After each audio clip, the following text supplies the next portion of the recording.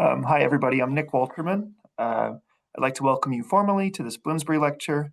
Our speaker today is Professor Nicholas Ensley Mitchell, and his talk is titled Hate is Who I Am, Bigotry as Identity Politics. Professor Mitchell's lecture is part of the wider Bloomsbury Lecture Series, and the series is designed to serve as a vehicle for our authors to help them further contribute to discussions around important social, cultural issues and phenomena.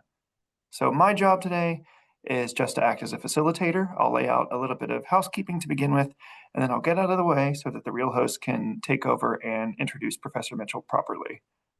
Number one, the event is being recorded. It will ultimately appear on the Bloomsbury Academic YouTube channel in the coming weeks. The entire event will last for 1 hour. Professor Mitchell will speak for about 30 minutes, and we'll then have about 20 to 30 minutes Q&A session after that, up until the end of the hour. We ask that you please save any questions for that Q&A session at the end of the talk, and that you use the Q&A function at the bottom of your screen to ask a question. So if you don't see it, just bring your mouse cursor down to the bottom of your screen, and you'll see a little button that says Q&A pop up. You can click on that and ask your question that way.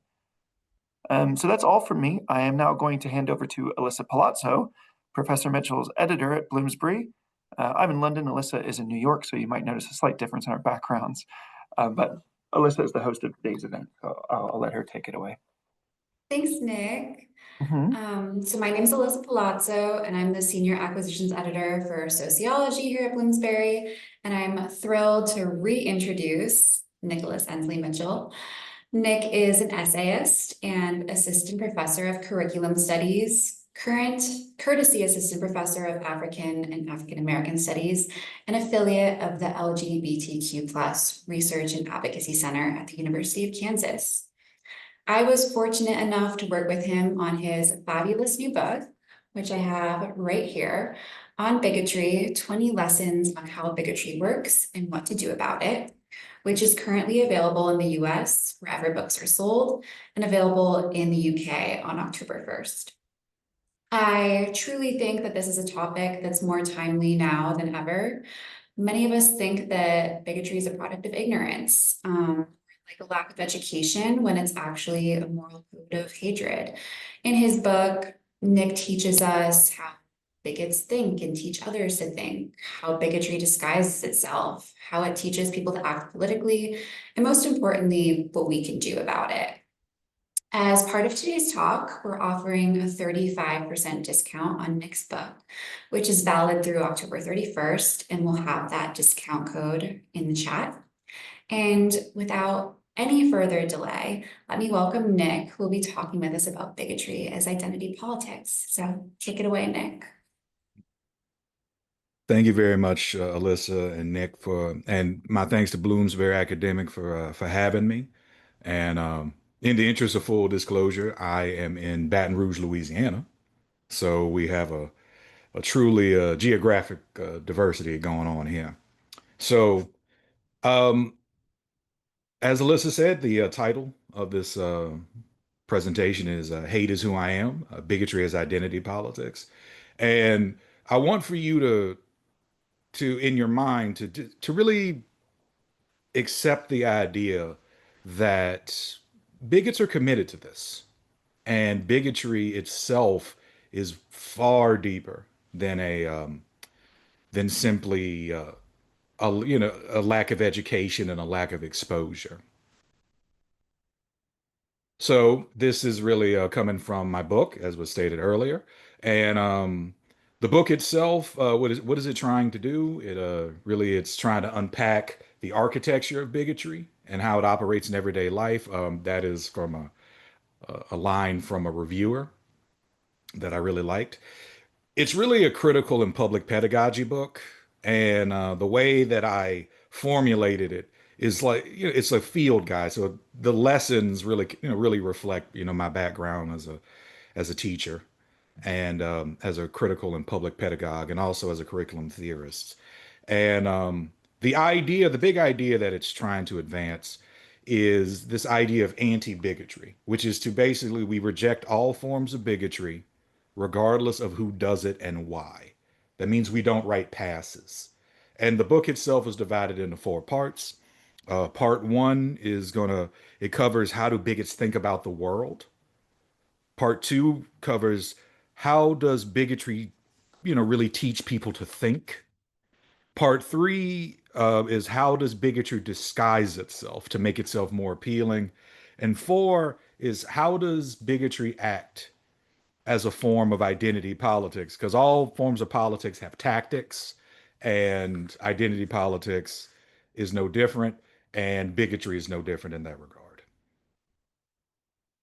So we have here is the Merriam-Webster definition. So I mean, I'm not gonna reread them for you, but most people are unaware that the basic definition really is like you are really intolerantly devoted to one's own opinions and your prejudices, and this really tends to apply towards members of racial, ethnic groups, sexual groups, with a really lot of hate and intolerance.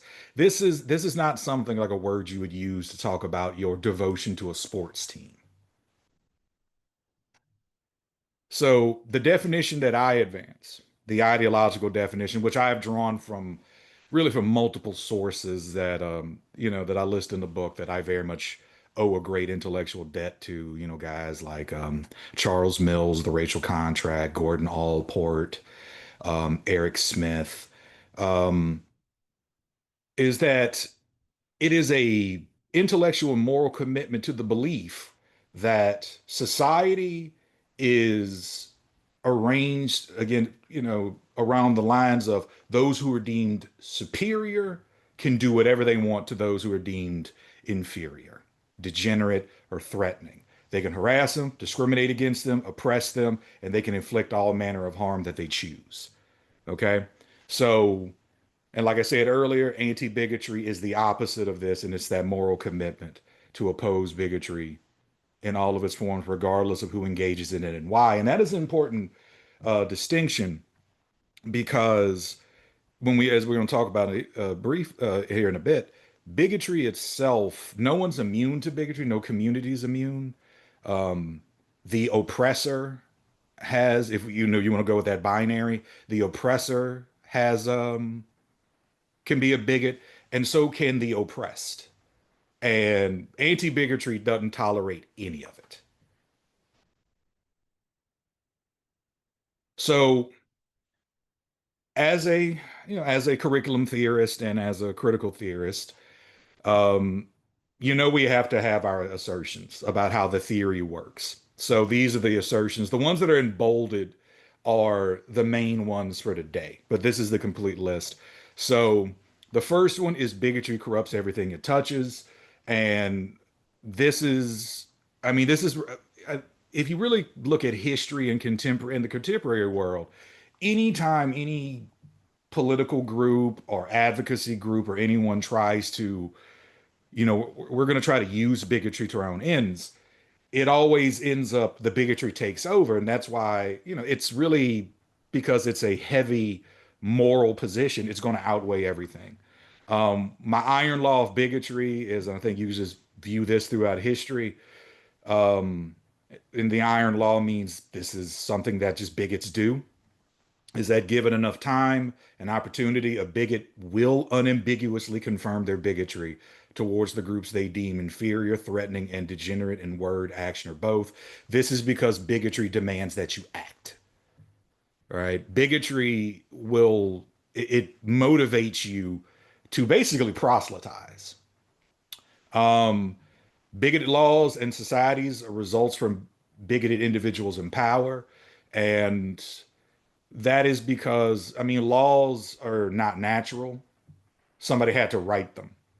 And for an entire society to be bigoted, there has to be a buy-in, a critical mass. Doesn't mean that everyone is bigoted, but it means enough people in the society are bigoted. Um, Bigotry is not inherent. Um, Guys, no one is born a bigot. Bigots are taught. They are raised. Okay, so that that makes, that's what gives bigotry its danger, but that's also what affords us room to push back is that this is not inherent. And being that it's taught, we can teach people to oppose bigotry. No group is immune to bigotry. Yeah, just because of history and circumstance, that does not mean you are somehow immune. A major one is all bigoted behavior exists on a spectrum that ranges from the petty to the profound. And what I want you to think about is like, if you think about something like Jim Crow, it is a petty practice that a black person could go into a store and they could buy clothes, but they couldn't try the clothes on. Sitting in the back of the bus is petty. Going to, the old colored only waiting room, that's petty. And it's designed to basically wear a person down and to really harm their sense of self and their pride. Now, the profound is, oppressive laws, um, race riots, pogroms, and the most profound version of bigotry is always murder, genocide, ethnic cleansing. An important one is that you can be a victim of bigotry and a bigot at the same time. Um, I really do reject the binary that one is either A or B. Like you're either the oppressor or you're oppressed. That's not how real life works because communities can have internal issues. So you can be discriminated against, and we see this with sexism, as for example. You can, you know, you can have a man who is discriminated against for his race or his religion. He's a victim of that bigotry. But then he comes back home to his own community and he's a sexist. That makes him a bigot. He's both simultaneously, right? And I think, when we think about things like that, it becomes easier. And this is kind of the key one. Number 8 is the key one for today. Being a bigot is a point of identity in the same way that religion and politics are. Okay, now I'm not trying to say that religion itself is bigoted. That is not an assertion I make or assertion I believe. But in the same way that religion is this really around this moral commitment to the world and how the world should be, bigotry is the same way. Same thing with politics. With politics is that this is how we should arrange society. This is how we should arrange laws. This is how power works. Bigotry works in that same way. And of course, this one's self-explanatory. Bigots always see themselves as superior to the targets of their hate. Um, an odd one is that bigots of every variety are obsessed with gaining and maintaining power, and they become agitated when they think they are losing it. The fear of losing power and being perhaps subject to revenge is something that's always on a bigot's mind. And I think this one's key, that the victims of bigotry understand how bigotry functions better than bigots do because they have to navigate it and survive it. So, like if we're talking about homophobia, you know, um, LGBTQIA plus folks, they understand that, and transphobia, they understand that better than those of us who are not in that community, because they have to navigate that. Black people understand anti-blackness. Muslim people understand Islamophobia. Jewish people understand anti-Semitism better than anyone because it's part of their everyday. Now, I took this list from the Boston Center for Anti-Racist Research, and these are just the list is non-exhaustive, and you see this is different forms of bigotry, and I took the honor and the privilege of adding some to it, and the one that I added was anti-white racism. And some people might be like, well, why did you enter that? Add that. Is because, yes, people can be racist towards white people. Um, and being we talk about racism happening on multiple levels, if we talk about interpersonal racism, yes, people could be absolutely racist towards white people. Now, that is not the same as opposing white supremacy.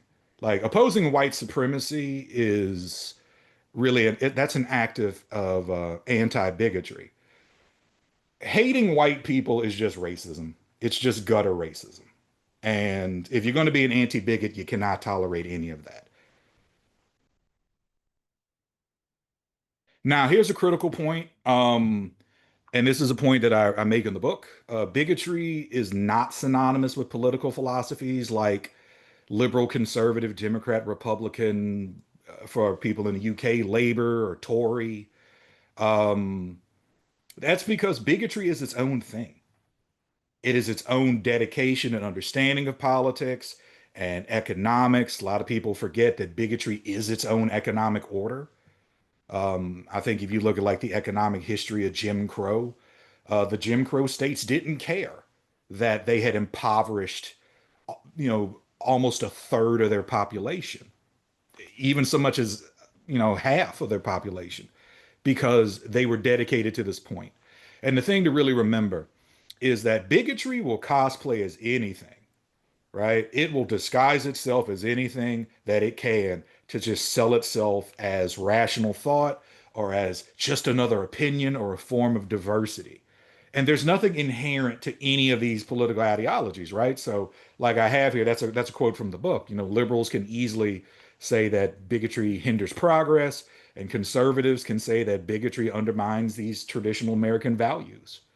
Um, I mean, even her name escapes me right now. Ayn Rand of, a lot of people find surprising. I mean, Ayn Rand described Jim Crow segregation as a form of collectivism because she was very anti-communist. So it's its own thing, and you really should not use like bigot and Republican or bigot and labor interchangeably, right? Because it doesn't work that way. Bigotry is its own thing.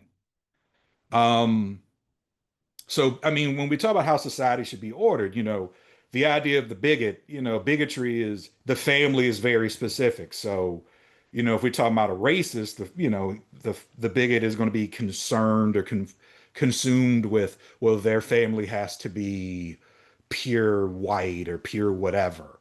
If they're homophobic, they're going to reject um, same-sex relationships.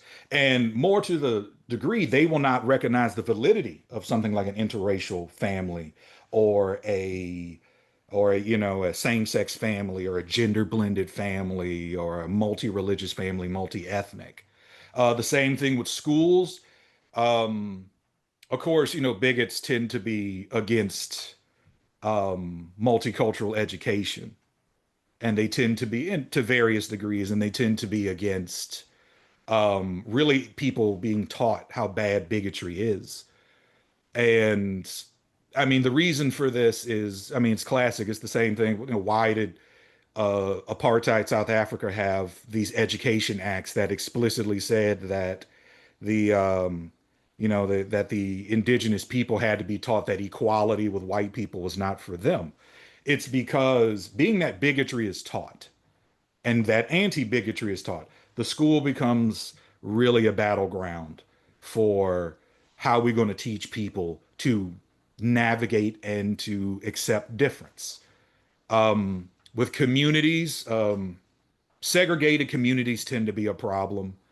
Something I like to remember about the United States is, I mean, like my parents are Jim Crow products. I'm the first generation of African American born in the United States into neither slavery nor segregation. So this is still something we are working at. But, you know, bigots will oppose integrated communities because one thing, I want to say this is Allport. And if I'm incorrect about that, I apologize. But the idea that when you actually get people integrated, they begin to understand each other, and that fear goes away. Familiarity, it creates understanding. And then with the law, bigots will write laws to serve bigoted ends, right? And we'll talk about this later with harm. That's one thing about a bigoted law. is that you can always tell it's bigoted because of how it's written, because it seeks to harm groups that they don't like, even if they don't use bigoted language, right? So just because a law is racially neutral on its face, it has to be applied in a racially neutral manner, according to the U.S. Supreme Court, the Yickwo v. Hopkins decision. But it also, bigotry is an identity unto itself. What I mean is moral is that most people, and one thing I'm going to ask you to dismiss, and there's this great book by Christopher Browning, I believe, Ordinary Men, is that he talks about how, the members of a extermination unit in during the Holocaust, that these guys were lawyers and doctors. They were ordinary people. And they had become twisted by Nazi ideology. There's no such thing as monsters.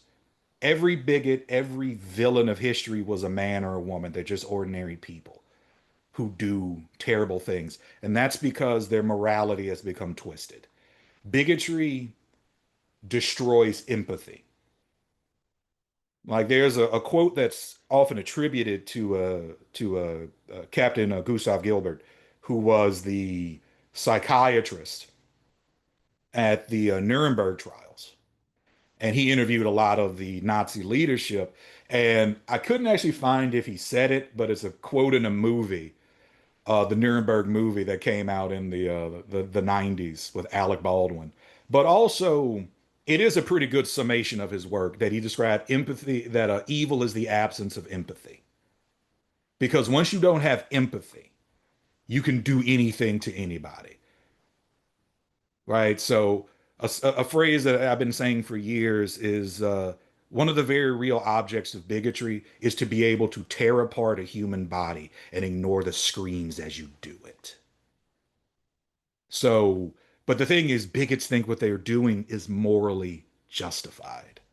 And then when you get to intellect, is that, I mean, you could chalk this up to the Milgram experiment, that people will default to those in authority, or you can go with Bonhoeffer's theory of stupidity.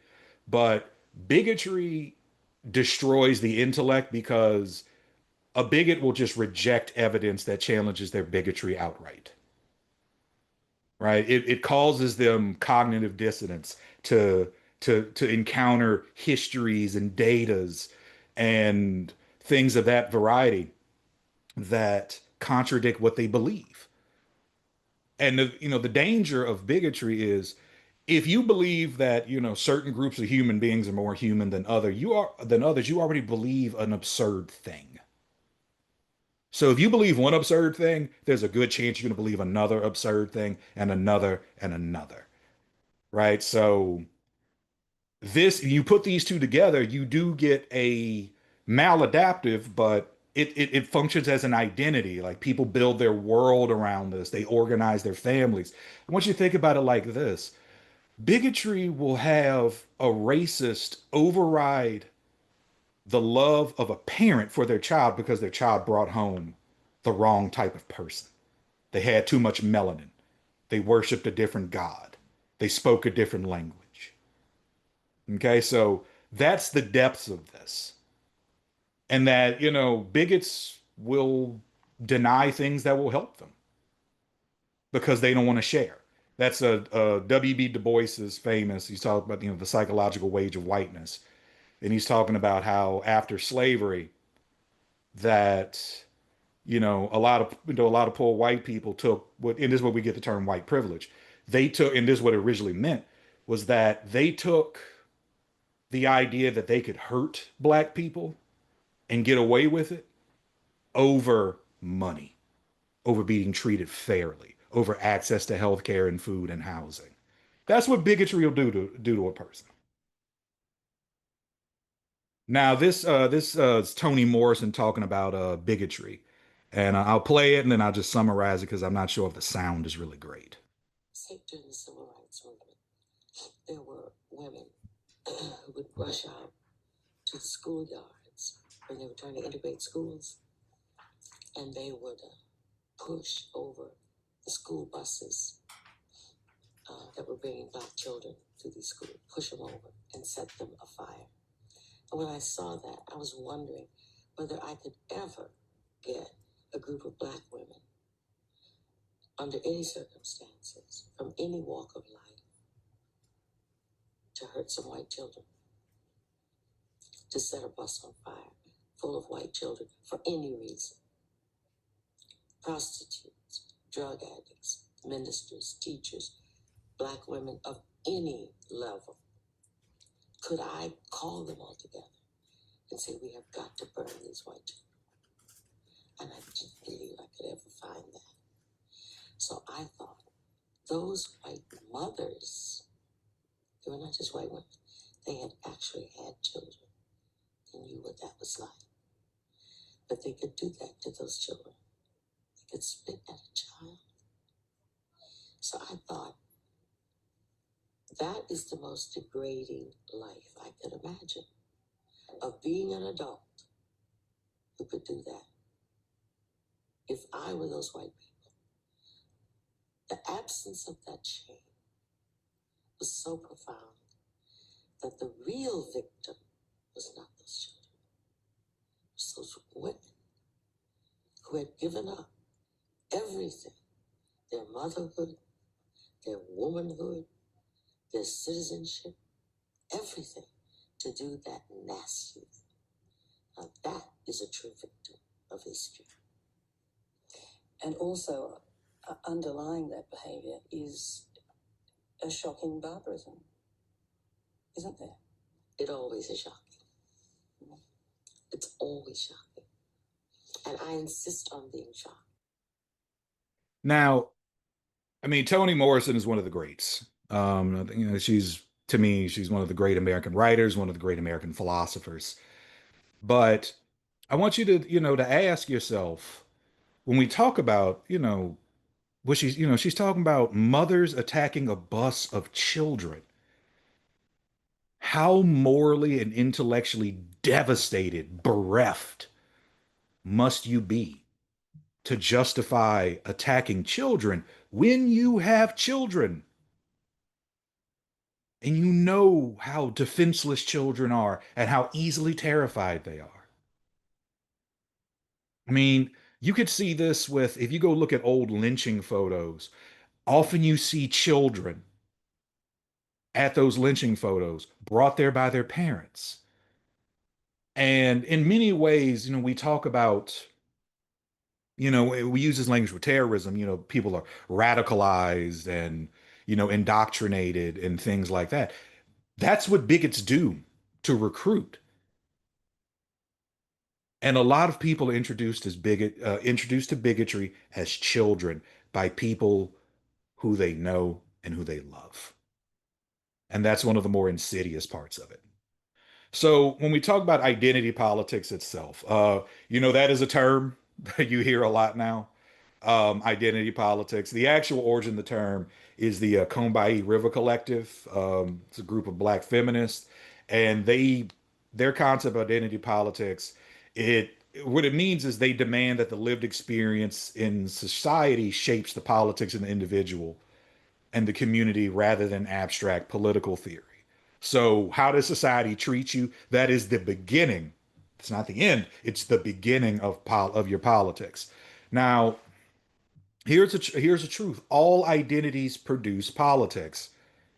And, we have this big debate going on in society in the United States about if people should focus on, economics and class issues. Some people call it economic populism versus identity politics, which is usually immutable characteristics, race, gender, sexual orientation.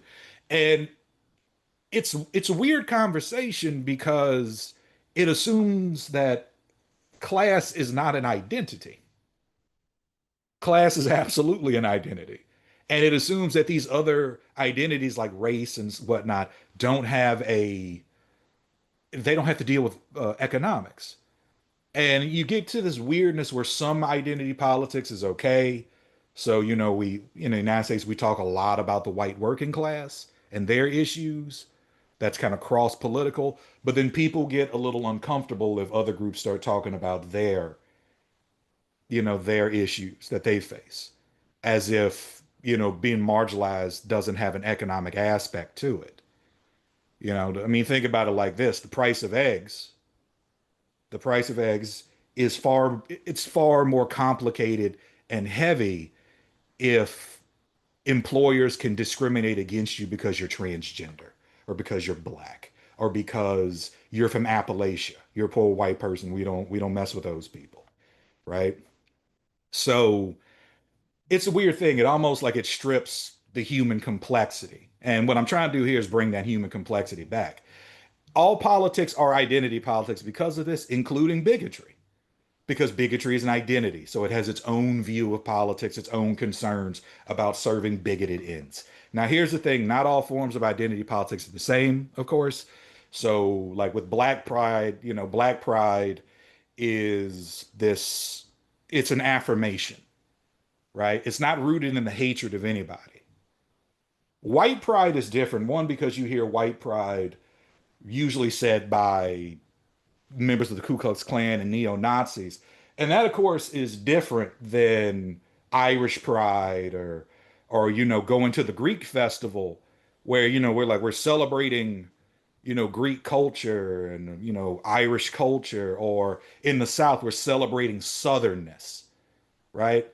Or where I'm from, Louisiana, Cajun pride. No one's accusing Cajun pride of being the expression of bigotry.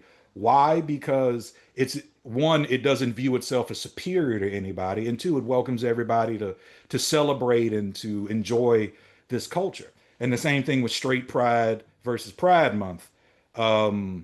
With you get to Pride, Pride is celebration of this of a sexual orientation that historically has been persecuted, and same-sex couples just got the right to marry in the United States in like the last 10 years.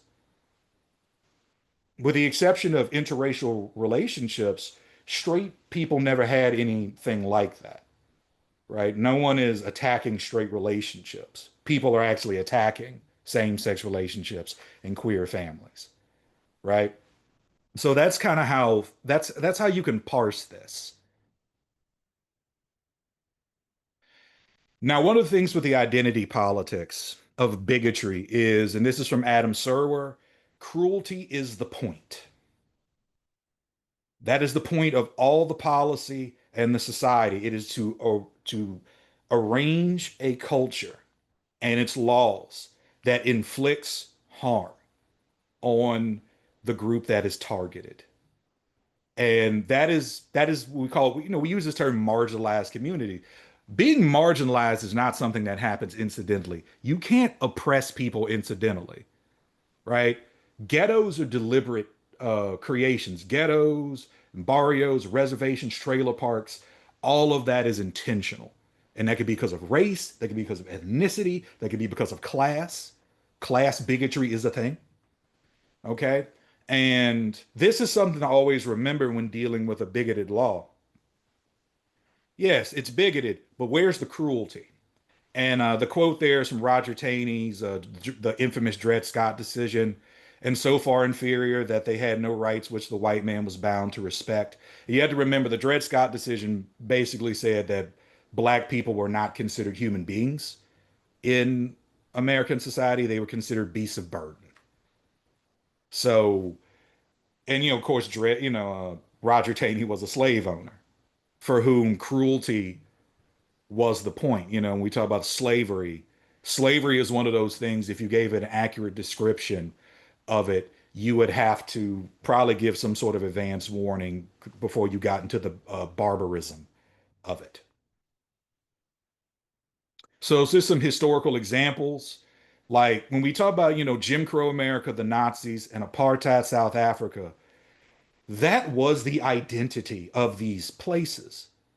That was their politics. Everything revolved around in Jim Crow America, segregation, maintaining segregation. The schools, the churches, the way the cities were built, all of that was built around segregation. and the idea that white people had all the rights and nobody else had any rights that they were bound to respect.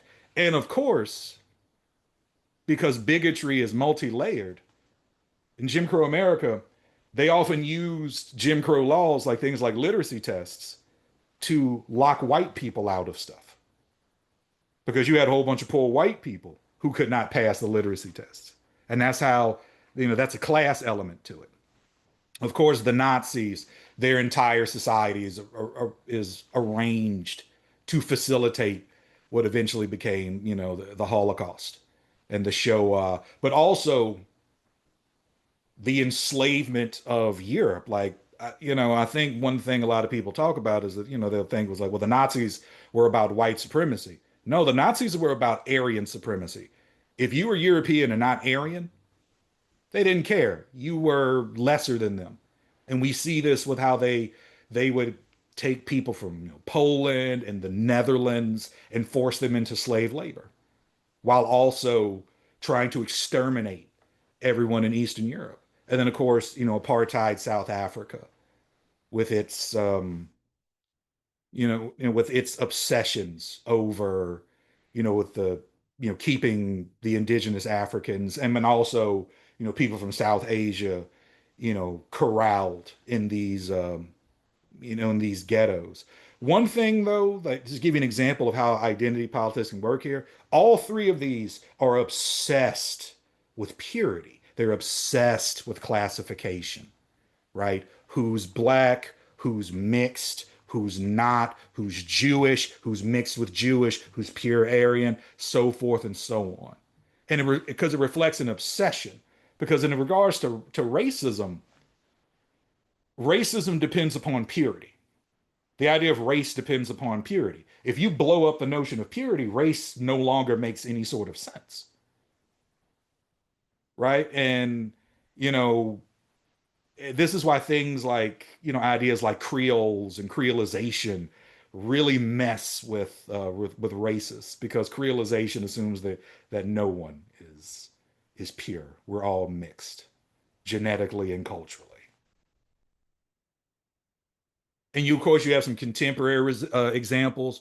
So, in the United States, we're taught that the civil rights movement ended in like 1968, and that the resistance to integration ended then. No, it did not. That has never stopped. That's why there are so many civil rights laws, right? That's why it's always coming up, and we've had to add new things. There is a long resistance to integration in the United States. All right. And it's not, it's primarily by, white supremacists. By the way, when I say white supremacists, that does not include all white people. Not all white people are white supremacists. But white supremacist bigots tend to be against integration, and they've been continuing that to this very day. You can see that with white flight. You can see that with how many discrimination cases still come about. You also have with the anti-LGBTQIA plus cultural movement, people are attacking this community's rights. The right to marry, the right to families. Of course, you see this with anti-transgender laws, around bathrooms and, participation in schools. And, the entire purpose of that is to stigmatize and to harm those communities. Why? Because they are seen as threatening, degenerate, and lesser. So we're still facing bigotry, but and this is something Cornel West said this, and he says this about white supremacy, but that white supremacy is baked into the foundations of America. So is the resistance to white supremacy. And that is a multicultural, multiracial, multi-political resistance. And that is also true of bigotry. Bigotry is baked into the foundations of the United States. So is anti-bigotry. And it's always been diverse. So in conclusion, because I want to leave some time, when you understand bigotry as a form of identity politics, we can actually move beyond the moral failing and the intellectual deficit. We can actually we can confront it in a better way because their whole goal is to inflict harm. Now, what I advise is that you have to look at the policies, you have to look at their advocacy, you have to look at their laws for the harm it causes. And when you do it, when you call out what is bigoted, you have to center the harm. And why? It's because calling people bigoted, it doesn't hit like it used to. Calling people racist and sexist doesn't hit like it used to. But pointing out cruelty and incompetence always hits. So the thing is, when you understand that bigotry is identity politics, really like any other form of politics, you can analyze what they are doing to the goals of the politics, which in this case is harm. And I have this, the quote here for, this is one that I've always loved. Toni Morrison and she's really advising people about, you could try to argue your humanity to bigots, but they're always going to find one more thing. You are not obligated to debate your humanity. That's because bigots want you to do that. They want you to debate if you are more or less human than them because that's the point. They want the humanity of the groups they dislike to be debatable. And really what we have to do when we understand this is I think we have to understand that in the United States and also I believe in the UK, man, there has been so much racial progress. There's been so much gender relations, sexism, all that. There's been so much progress towards creating this society we want to live in. There's nothing wrong with acknowledging that there's been tremendous progress. Like me, I'm proof of that progress, of where I work, where I live, my friends, all of that. But it's also not a sin to admit how far we have to go and that progress can be rolled back. So I think when we acknowledge that bigotry really is a moral commitment, we will take it and we will allocate it the seriousness it deserves. And we will stop treating it as just another opinion among many. And we will treat it as this real powerful force in human history. And then when we do that, then we will be able to confront it. Thank you. The book is available in all formats, including audiobook, if, read by me. And I will be pleased to take any questions that you may have. Thank you. Thanks so much, Nick. That was so fabulous. If anyone has any questions, please pop them in the chat at the bottom of the screen. Nick, you're such a great speaker. And one of the things you said that really resonated with me was how schools are these sort of battlegrounds for like learning or denying bigotry. And I think we've all seen what's been happening at universities where they're moving classes on trans studies or refusing to acknowledge students' programs or even removing content from textbooks about slavery or Jim Crow. And I think that some people have really been calling out that behavior, but it just feels so systemic and so large. I mean, what should people be doing in response to this? Well, I mean, this is one of the reasons that I actually love the internet. You can ban all the books you want, but that knowledge is still out there. The destruction of knowledge is extraordinarily difficult, with the internet. But I think to me, and I'm an old history teacher, and I think that what's important is to embrace really hard truths. So like we talk about the United States, and okay, so you have this story. The United States is this country of where you have it's colonized, you have the indigenous people who are reduced, there's slavery, But there's, you also get, this is where a lot of groups from Europe, they flee because, they're trying to flee persecution for various reasons. Irish people are fleeing because they're being starved to death. You have European Jewish people who are fleeing the pogroms of Eastern Europe. Which one of these stories is true? All of them.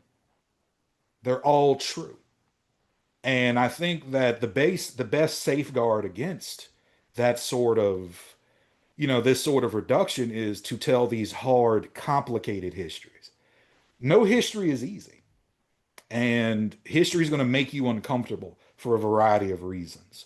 But I'm always of the attitude, and even if we step outside of history, we talk about like the books you read in English class. I'm not about cutting out, what people will call the classics. I'm about, the canon, right? We used to have these arguments about the canon. I like the idea of expanding the canon. The canon gets longer, right? So the canon of American literature, English literature, it gets longer because we're still here. And you need these things to be able to understand. So, like Martin Luther King, you can't really understand Martin Luther King unless you read Thomas Aquinas, you read St. Augustine, because that's who he's talking to. So for me, it's we have to embrace the messy. And I think both of this thing of like, well, let's ban these books here, let's ban these books there, that is born of a desire to make the story clean. When the story is messy and it's ugly in places and it's also beautiful in places. Like, why don't we just accept the truth of who we are? And I'm a big person about, about this, Creole culture. America's a Creole society. Multiculturalism is good. I reject the idea of tolerance. I think it's a low bar. We teach people to be tolerant of difference. Well, okay. Well, I mean, if I'm on a plane and a baby's crying, I tolerate it. It means I don't like it. I don't like the baby crying versus acceptance. I'm about accepting difference. I'm about accepting different cultures, different points of view, different forms of life. So I accept the baby. It's a baby crying on a plane. And I think when we get to that, and then we have these, we can have better conversations, but I'm like, guys, stop trying to sanitize, which does not want to be sanitized. It's messy because that's its nature. History's messy. Stop trying to clean it up. It's great. I mean, we have a bunch more questions coming through the Q&A. This is a good one. So you mentioned early on that the fundamental definition of bigotry is this belief that society is kind of organized along lines of like a superior group Mm-hmm. and an inferior group. And I can definitely imagine some of the people, I've interacted with saying, I'm not saying those people should be oppressed.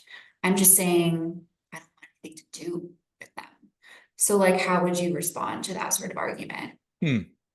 Well, I mean, if somebody wants to self-segregate, they have the right to do that. If you want to go move out to the country and buy you a little farm and live away from all these different types of people, that's on you.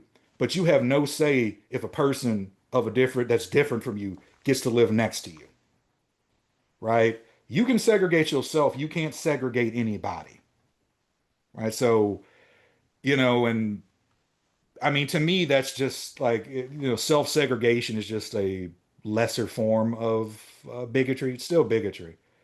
Um, so yeah, you don't have the right to tell anybody where they can and can't live. I mean, that's the logic of a ghetto. So if you wanna run away and hide, that's on you. The rest of us are gonna enjoy this big messy gumbo of life that we call humanity. Here's another question. Here in the United States, we're backsliding. How long will it take to recover, and how do we even get back to where we were in terms of bigotry recently? That's a great question. It's a I tough think, one. yeah, well, I think, we have periods of, and you look at American history, we have periods of progress and regress. And the conflict is always there. The forces of bigotry and anti-bigotry are always fighting with one another. So how do we create this society of acceptance? One is that we can't give up. We have to have hope that we can do this. And two, you have to practice what you preach. You have to be accepting of difference. You know, it's not about living a segregated coexistence. We want to live in community with each other. So you have to do that, and you have to foster that, and you have to defend that as good and normal, rather than to, you know, it's easy to fall into despair because, you know, when bigotry is on the move, it is loud, it is terrifying. But I think, you know, we look to the past, you know, me as a, you know, as an African American, you know, I look at anti-blackness and, you know, and I think of my grandfather and my grandmother and my parents, and they faced way harder than this. And I also look at who is standing with me, you know, and and I know people who, you know, I know, for example, I know a lot of white people, and you see them out there, you know, who are vocal advocates against racism, and they're from all over the political spectrum. So, you know, it's what are you looking for? And how do we form these networks of solidarity and empathy and welcoming? Because the thing is, you you can't out bigot. You can't out bigot a bigot. So you have to, we have to be the opposite of them. So people will see like, man, that that anti-bigotry world is a pretty cool world. And that's the world we want to go in, rather than people who are just trying to exploit their anxieties and their fears. We have a few tough questions in here that I'm going to try to roll into one for you. Okay. The first question is, how does your work pertain to Donald Trump's orientation of minorities? And the second one is, how do we combat bigotry when it's promoted through policy? Mhm. Well, the way it relates to where what the current administration is doing is, one thing is we do have to face hard truths. And that, I think for a lot of people, specifically maybe on the left, when you look at Donald Trump's electoral coalitions, they are all multiracial. So the first thing that I'm asking people to do really is, when you're looking at anything political, you got to start with brass tacks. Um, to my understanding, and if I'm wrong about this, I'm wrong. I want to say Donald Trump got a third of the non-white vote. So what does that say when we talk about his attitude towards, towards minorities, right? So if we're going to talk about the politics, we can't go to just safe silos and it is all of this, it is all of that. No, both electoral coalitions, Harris's and Trump's, were multiracial. All of Trump's coalitions have been multiracial by definition. So I think that reorients the question. And the about confronting bigotry in policy, you have to read the policy. And I think that's first. And look for the harm it causes, because, the devil's always in the details. Now, if there's no harm there, then there's no harm there. You don't broadcast harm into where there is none. But if you see those gaps, or the way it's worded, it's going to hurt this community more than it's going to hurt this community, and there's, those sorts of lines, you have to call that out for the harm it causes. Absolutely.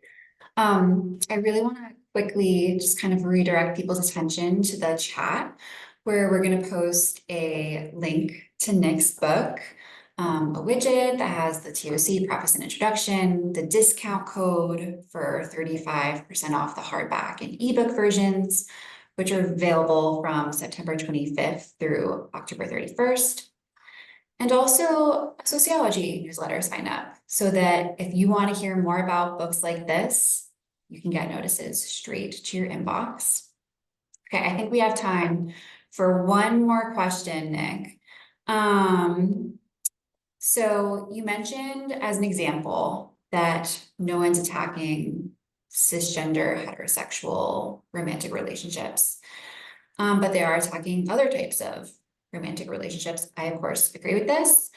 But you have these homophobic people who are saying that they feel threatened and attacked by widening social acceptance of homosexuality. Where do you think that feeling comes from? Whether it's that fear or maybe that they feel like they're losing power over like this group they hate. Well, I think something that a lot of people don't want to admit is that privilege feels good. When you're not subject to something, it feels good. You take comfort in it. And I think that's a feeling that a lot of people are uncomfortable with, and I think they should be. But it's one of the hard realities that I don't have to worry about this. There's a sense of relief. But look, the idea like, well, I'm losing status, that is there's a couple of great authors. I mean, Jason Stanley talks about how, yeah, it's a real feeling that, yeah, you're losing the status that, these other people get to do their thing. But to me, there's for people who've always been in power, equality can feel like oppression. And I mean, no one's taking anything from them. I mean, you still get married, have children, live your life. Your right not to be offended by seeing a same-sex couple walking down the street. That's not much of a we preserving your right not to be offended is something that is not worth achieving, because in order to do that, we have to oppress them. To me, what they're doing is they're cosplaying their bigotry as concern. Well, I see all of this stuff and society is changing so much. Hey man, that's the one constant of society, it changes. And you don't have to look if you don't like same-sex relationships, you don't like same-sex marriage, you don't have to get married to somebody of the same sex. Live your life. But you don't have the right to go and demand people be oppressed so you feel good about yourself. There's a great Toni Morrison quote where she's talking about, white supremacists, and she's like, they're bereft. What does it say about you that you have to stand on top of somebody else to feel strong and to feel tall? And if you take away all of that and you're just left with your hatred, what does it say about you? Are you still good? Are you still smart? Are you still noble? No, you're just bereft. Like your, and this is for all groups, if your sense of self and pride and comfort is dependent on oppressing other people, I mean, you have no empathy, even for yourself, because you're just setting yourself up for just continual pain. Because human beings don't generally accept oppression, they rebel against it. That It's is easy if such you just accept difference. Just accept difference. You'll be okay. I think that's a really powerful note and such a great quote from Toni Morrison to end on.